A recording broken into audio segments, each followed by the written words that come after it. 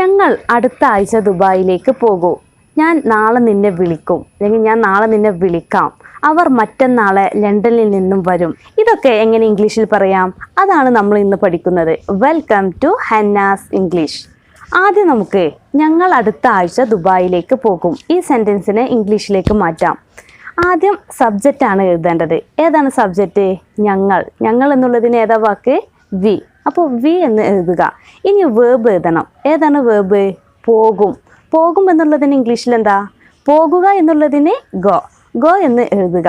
ഇനി പോകും എന്നർത്ഥം കിട്ടുന്നതിന് വേണ്ടി ഗോ എന്ന വാക്കിൻ്റെ തൊട്ടു മുമ്പിൽ വിൽ എന്ന സഹായക ക്രിയ ചേർക്കണം. വിൽ എന്ന ഒരു വാക്ക് ചേർക്കണം. വിൽ ഗോ, പോകും. വി വിൽ ഗോ, ഞങ്ങൾ പോകും. എവിടേക്ക്? ദുബായിലേക്ക്. ദുബായ് എന്ന് എഴുതുക. ഇനി ദുബായിലേക്ക് എന്നർത്ഥം കിട്ടുന്നതിന് വേണ്ടി ദുബായ് എന്ന വാക്കിൻ്റെ തൊട്ടു മുമ്പിൽ ടു എന്ന് ചേർക്കുക. ടു ദുബായ്, ദുബായിലേക്ക്. ഇനി ഏതാണ് ബാക്കിയുള്ളത്? അടുത്ത ആഴ്ച. അടുത്ത എന്നുള്ളതിന് നെക്സ്റ്റ്, ആഴ്ച എന്നുള്ളതിന് വീക്ക്, നെക്സ്റ്റ് വീക്ക്. ഇപ്പോൾ സെൻറ്റൻസ് മുഴുവനായി. We will go to Dubai next week. ഞങ്ങൾ അടുത്ത ആഴ്ച ദുബായിലേക്ക് പോകും.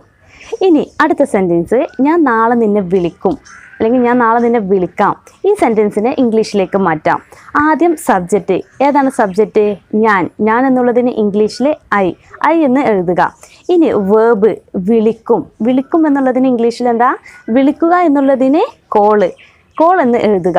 ഇനി വിളിക്കും എന്നർത്ഥം കിട്ടുന്നതിന് വേണ്ടി കോൾ എന്ന വാക്കിൻ്റെ തൊട്ടു മുമ്പിൽ വിൽ എന്ന സഹായക ക്രിയ ചേർക്കണം. വിൽ കോൾ, വിളിക്കും. ഐ വിൽ കോൾ, ഞാൻ നിന്നെ വിളിക്കും. ഇനി ഏതാണ് അടുത്ത വാക്ക്? നിന്നെ, you. I will call you, ഞാൻ നിന്നെ വിളിക്കും. ഇനി അടുത്തത് നാളെ എന്നുള്ള വാക്ക്. നാളെ എന്നുള്ളതിന് tomorrow. I will call you tomorrow, ഞാൻ നാളെ നിന്നെ വിളിക്കും. ഇനി അടുത്ത സെൻറ്റൻസ്, അവർ മറ്റന്നാളെ ലണ്ടനിൽ നിന്നും വരും. ഈ സെൻറ്റൻസ് എങ്ങനെ ഇംഗ്ലീഷിൽ പറയാം? ആദ്യം സബ്ജക്റ്റ് ആണ് എഴുതേണ്ടത്. ഏതാണ് സബ്ജക്റ്റ്? അവർ എന്നുള്ളതിന് ഇംഗ്ലീഷിൽ ദ എന്ന് എഴുതുക. ഇനി വേർബ് വരും എന്നുള്ളതിന് ഇംഗ്ലീഷിൽ എന്താ? വരിക എന്നുള്ളതിന് കം. ഇനി വരും എന്നാണ് അർത്ഥം കിട്ടേണ്ടത്. അതിന് കം എന്ന വാക്കിൻ്റെ തൊട്ടു മുമ്പിൽ വിൽ എന്ന സഹായക ക്രിയ ചേർക്കണം. വിൽ എന്ന ഒരു വാക്ക് ചേർക്കണം.